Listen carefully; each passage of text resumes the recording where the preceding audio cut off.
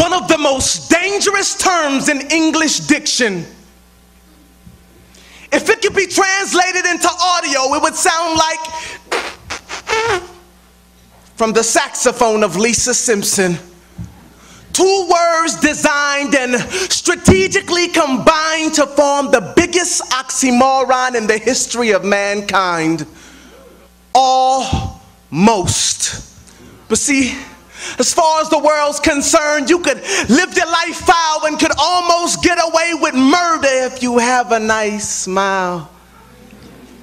You could almost meet folks just to almost sleep around and stop at your local clinic. Well, you almost had a child.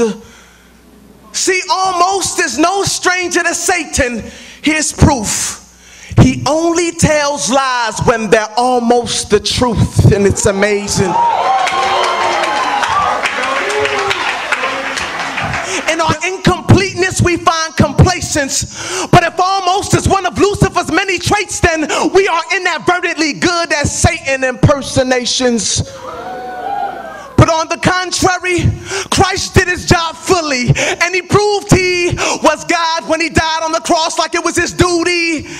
And to pardon my iniquities that I committed rudely, he resurrected from the grave just to tell death to excuse me.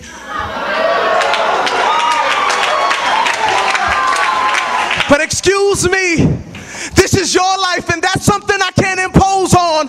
But your body is God's home, which wasn't loaned to get foreclosed on. See, an almost Christian looks right but lives wrong. Can't stand the conviction in Romans, so they sit down to be comforted in Psalms.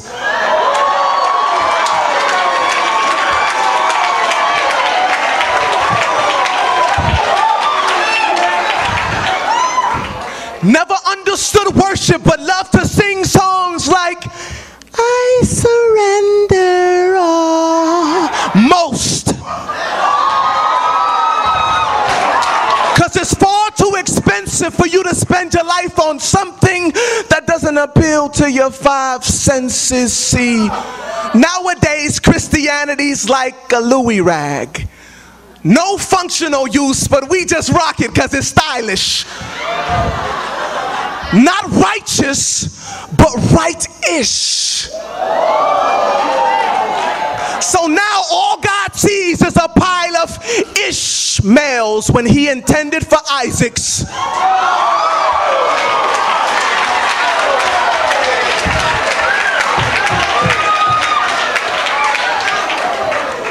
And we're moved by how we feel, so we're saved when we feel like it. So technically we've never really been saved, we merely tried it. So no wonder why we're never sold out when we return it after we buy it now.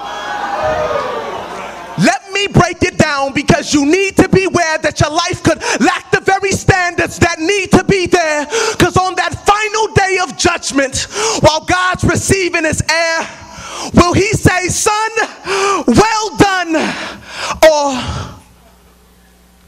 medium rare? Because even by worldly standards, it'll be highly insane for you to start spending all of your money days before you almost get paid. Like parents, you wouldn't send your kids to a school that's almost safe. And ladies, would you really date a man who claims he's almost straight?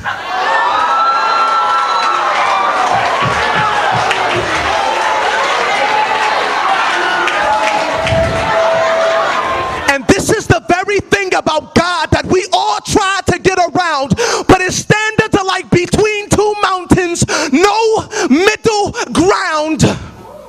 So a halfway life is unprofitable to you, because after all the Sunday services, Bible studies, and prayer meetings, and everything that goes between, God will say, I never knew you. But that's not even the worst part of living your life as neutral. It's that you were once Arctic, but it's your warmness that is causing him to spew you.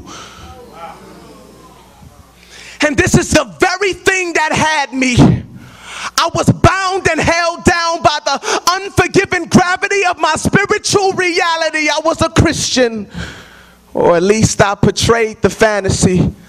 with a filthy personal life, but God bless you, brother. How you doing, sister? Personality. I was a male enveloped by guilt because I was stamped a sinner. I said I was a male enveloped by guilt because I was stamped a sinner. My message couldn't be received because I didn't represent the sender, yet I was almost delivered. Till that one day that I totally, absolutely, and completely surrendered, I took heed to a modern prophet who proclaimed it was time for change. Now I'm no longer bound to sin, point blank, off the chain. You could ask Umar Abdul Muttalib. He'll tell you the same. You don't almost go to jail when you almost blow up a plane. Like you don't almost go to hell when you almost get saved. Despise the cross that he was slain and thus the cause in which he came. But don't worry, I'm almost done. But before I leave this stage, we have all worked in sin and death was minimum wage. I said, we've all worked in sin and death was minimum wage. But if it wasn't for Christ, we would have almost got paid.